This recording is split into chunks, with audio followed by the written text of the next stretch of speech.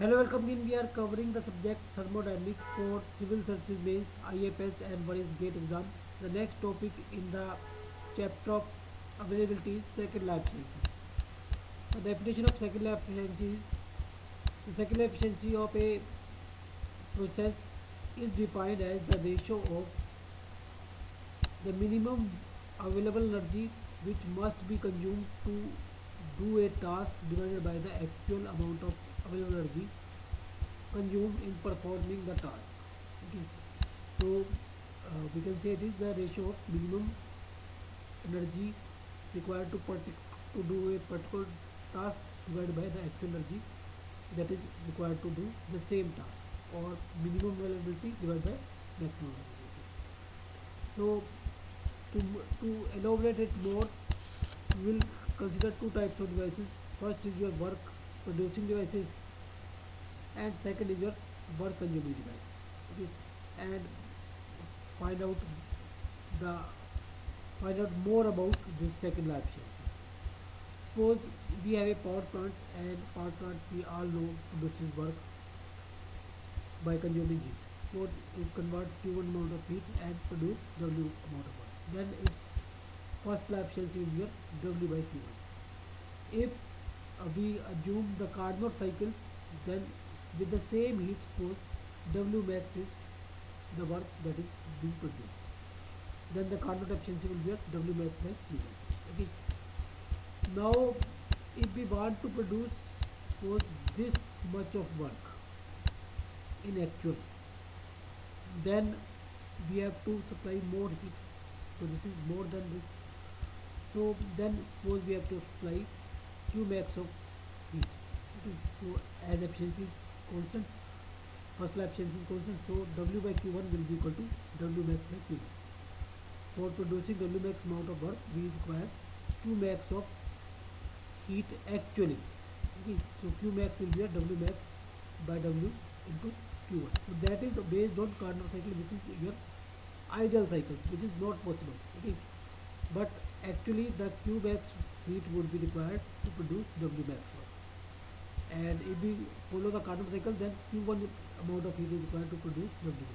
Okay, so then according to definition of second law, the energy required to minimum energy required to perform the given task. So minimum energy required is Q1. Okay, minimum energy required is Q1 to do W max amount of work, and the maximum amount of energy required is Q max to do W max amount of work. Okay, so that is your definition. Now Q max is W max into Q1 by W. So it will come out as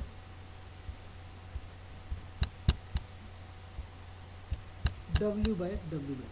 So that is another definition of second law and second law efficiency. Okay. So now we from the we are from first law efficiency we have W by Q1 is equal to first law efficiency. If we multiply and divide by W max, then this W by W max will make second law efficiency, and W max by Q1 will make Carnot efficiency. So we can say first law efficiency is equal to second law efficiency into Carnot efficiency. So this is about work producing device. Now we'll take work consuming device. Suppose we take heat pump and refrigeration are both work consuming device. Suppose we take heat pump, and Q is the heat absorbed, and for this amount of heat we supply W actual amount of work. Then COP is QA by W actual.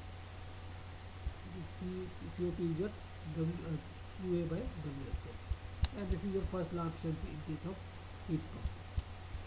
And if we follow the Carnot cycle, then we require lesser work as compared to this. For now the work required for the same heat extraction or heat absorbed is your WBG. Okay.